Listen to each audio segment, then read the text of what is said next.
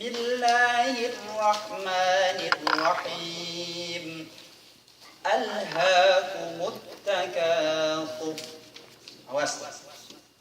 حتى زرتم المقابر كلا سوف تعلمون ثم كلا سوف تعلمون كلا لو تعلمون علم اليقين لترون الجحيم ثم لترونها عين اليقين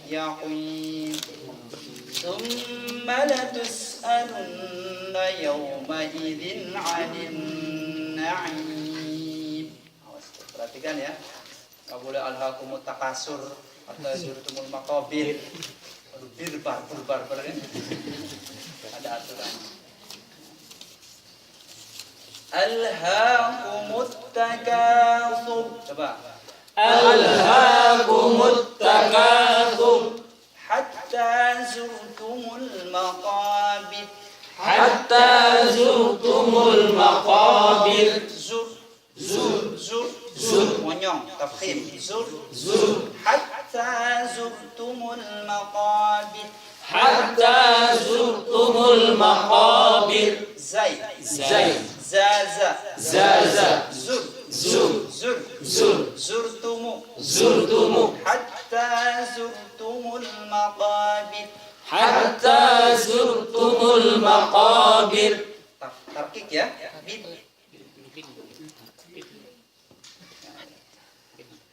Memang harus gitu Pak ya. Kalla sawfa ta'lamun. Kalla sawfa ta'lamun.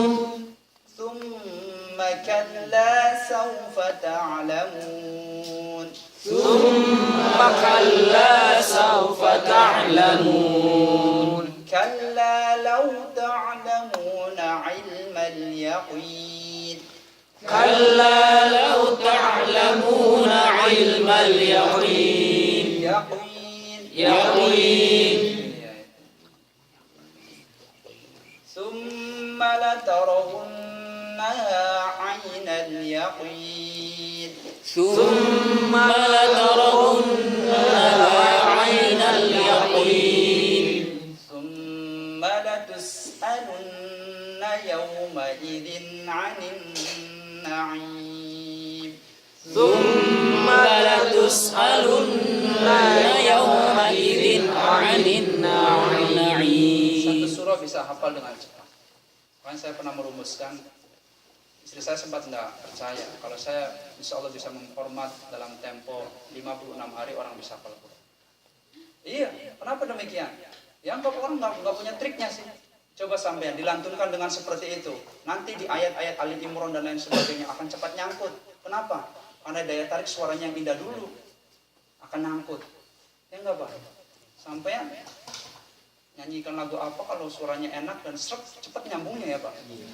Ya, begitu pun Al-Quran. Begitu pun Al-Quran. Ya. Jadi Al-Quran dilakukan dulu dengan enak. Insyaallah nanti kita bikin halaqah tabarok ya. Iya, jadi hafal tabarok dalam tempo 20 ayat. Waqiah dalam tempo 20 ayat. Bisa enggak gitu? Bisa. Kalau qad yassarna al-Qur'ana dzikri hal antum min, ditantang sama Quran. Walaqad yassarna al-Qur'an, sungguh telah aku ciptakan Al-Qur'an ini yassar, mudah, lidzikri untuk diingat.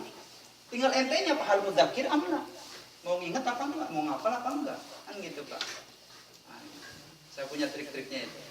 Bagi nanti kalau kita tidak ada kegiatan di siang hari seperti ini, boleh saya berbagi tentang halaqah-halaqah kecil ya.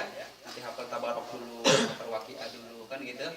Hafal Ar-Rahman, hafal Yasin, gitu.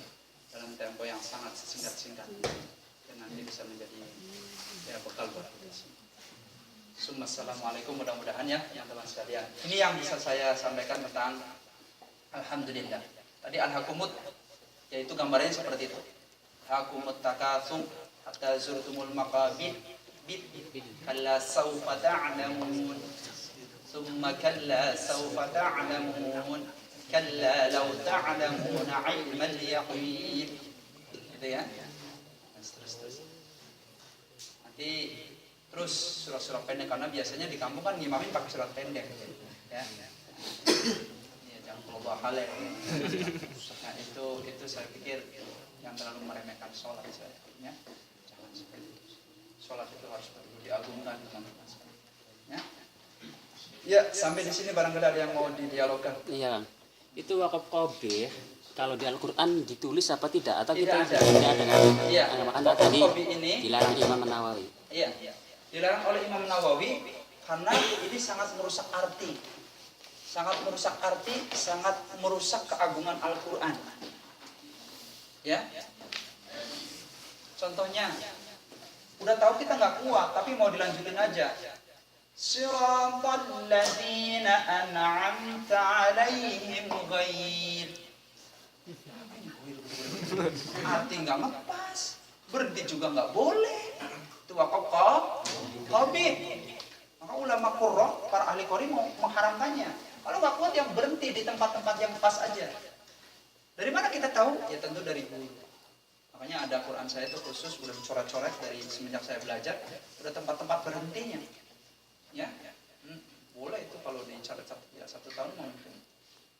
Ya, cukup lama juga sih karena saya juga. Ya, seperti itu ya, teman-teman sekalian. Itu wakaf qabih. Karena apa? Merusak arti, merusak keindahan Al-Quran, merusak ijazul Quran. Dan berhenti bukan pada tempat yang seharusnya dia berhenti. Kehendaknya. Kalau wakaf naqis, ada lagi sebenarnya wakaf hasan. Tapi tidak pernah dikategorikan oleh wakaf hasan. Wakaf hasannya termasuk wakaf tam juga sama. Sempurna. Ya, seperti itu. Ini ada di dalam kitab Itqanul Quran. Al-Itqan fi Ulumil Quran karangan Syekh Al-Imam As-Suyuti rahimahullah. Ya, seperti itu. Dan itu pernah saya ngaji sama Al-Hafidh Haji Imran Hasan, MA, beliau juara 1 musabaqah tafsir Quran di Iran. Ya, ada yang mau tanya lagi? Nah, itu wakaf nafis kadang diperbolehkan. Nah, cara untuk membedakan antara wakaf nafis dan wakaf itu? Wakaf nasib dan wakaf qabih. Kalau wakaf qabih berhenti karena napasnya nggak kuat atau motong satu kata. Nggak ada tandanya. Makanya kan sering guru-guru kita selalu melarang. Kalau nggak kuat berhenti satu kata penuh. Jangan mengambil napas di tengah-tengah kata. Ghairil maghdubi itu wakaf qabih namanya. Ya, walaupun nggak kelihatan dia berhenti nyolong napas. Kalau musabaqah udah tereliminasi. Terus seperti itu. Ya. Nah, makanya tahu dari mana qabih naqis itu tentunya kita harus belajar kepada sorogan, pada guru. Biar tahu yang dia bersanad gitu. Karena syarat qiraat itu diterima kalau dia bersanad kepada gurunya. Ya kan? Kalau Mbah Arwani itu kan sanadnya 58 sampai ke Rasulullah. Ya kan? Kalau di Krapyak 62. Kalau Kempek 50 berapa itu ya? Jadi ada sanad-sanadnya. Itu kalau di tafsir ini teman-teman sekalian, kalau orang awam yang mumet udah godek, masalahnya nanti ada tambahan banyak sekali. Sudah. Nggak usah. Sampai yang sederhana saja. Ya. Saja. Satu lagi kan. Ya. Wakaf tam ini ciri-cirinya kalau kemarin kan saya dikasih sama jenengan. Kira-kira kalau dalam ilmu nahunya itu ada ciri-cirinya enggak? Wakaf tam harusnya sempurna, berarti harus berhenti di situ. Kalau misalnya kita orang awam ini untuk bisa membedakan antara wakaf tam sama dengan yang Kalau hasan wakaf naqis tam lain. biasanya ada tanda wakaf tertentu yang kita kenal, ada qaf, ya, ada lam, ada jim. Nah, itu kan jais. kayak seperti lam yang itu kan harus tidak boleh langsung. Iya, langsung. Itu kan termasuknya kan sudah sempurna tapi harus berhenti. Iya. Itu ciri-cirinya maksudnya di dalam ilmu nahwunya itu ada enggak? Dalam ilmu nahwunya biasanya kalau mausul dia, kalau mausul bertemu dengan kata-kata mausul, gode-gode yang mengerti ya. Yang nggak nyampe. Ya kata-kata mausul allati, alladina, allati. Atau bisa dia bertemu dengan wawul ataf. Atau bisa dia setelah itu datangnya tentang samul istimrar, summa, hatta, dan lain sebagainya. Ya ini penjelasannya khusus Kang Kaji saja yang artinya. Ngasihkan aku deh. Yang lainnya godek-godek. Itu nanti.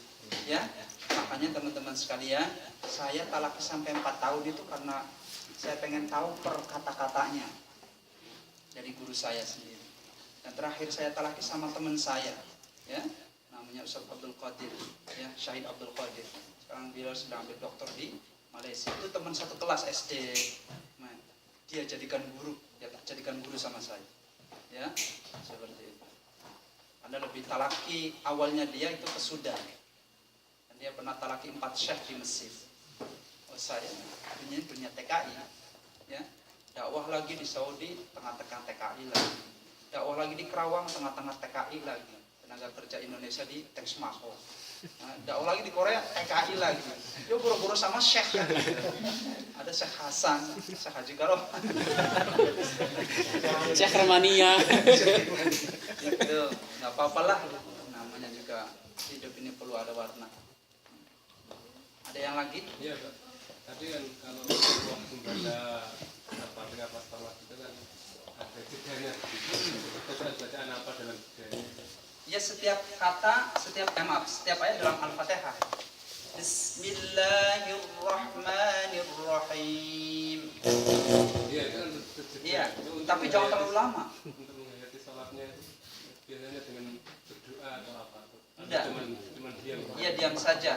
Karena sesungguhnya ketika kita tumak nina diam sejenak membaca Al-Fatihah, Allah itu sedang menjawab. Dalam tafsirnya nanti untuk fadilah Fatihah. Bismillahirrahmanirrahim. Malaikat kalau dibacakan bismillah, buru-buru nyerbu. Tahu nyerbu, Pak? Serbu, ada diskon. Iya enggak? Cangyu. Iya, nggak ada mobil, taksi jadi, pokoknya garunya ada XR. Ya. Malaikat itu ketika bismillah dikumandangkan oleh salah seorang hamba, bismillah, malaikat turun. Konon malaikat itu 70 malaikat masuk ke arusnya Allah dalam 1 menitnya. Dan itu tidak pernah kembali lagi ke sini. Dan terus seperti itu. Dan khusus bismillah ini jadi rebutan oleh malaikat karena keberkahannya itu. Makanya kan saya katakan dalam seluruh aktivitas awalnya dengan bismillah. Mau kerja mau apa, biar malaikat itu menyertai kita. Itu bismillah. Dia terpaksa dengan baca seperti menanyakan seperti ini harus saya jelaskan tentang fadhailnya. Kan gitu. Alhamdulillahi Rabbil Alamin. Masya Allah. Allah kagum sama kita. Umat Muhammad memuji saya. Masya Allah. Masya Allah. Malaikat yang mengangkat 2 kata ini langsung menghadap Allah. Set. Rob, hambamu di bumi jam sekian, detik sekian di Al-Barakah sedang mengucapkan Alhamdulillah. Ini mau taruh di mana ini? Mau taruh di mana? Sudah kembalikan nikmatnya. Perbanyak nikmatnya. Ayat itu taruh di arasnya saya. Untuk memberatkan timbangan. Makanya mesti dihayati kan? Alhamdulillah. Tidak ada hayatnya. Iya kan? Ar-Rahmanir-Rahim. Masya Allah. Dia memanggil saya. Kata Allah gitu. Ya kasih rahmatnya. Yang lagi pilek sembuhkan. Yang banyak utang selesaikan. Yang belum anu dan udah kasih semua. Kita mujinya apa? Manggil Allah apa? Ar-Rahman. Maknanya dalam tafsir ya Rahman, ya Rahim. Wahai zat yang Maha Rahman, kan manggil, hai. Ya pasti nengok kan? Kalau kita panggil enggak nengok, hukumnya haram kan? Wa idza da'aka fa'ajibhu. Jika kamu dibeluk, dipanggil, nengok. Ya, bayin, enggak nengok sombong, dosa hukumnya. Nengok walaupun ia bukan muhrim, yang Waalaikumsalam gitu kan. Harus dipanggil, harus menjawab. Maka mustahil bagi diri Allah ketika dipanggil enggak mau menjawab.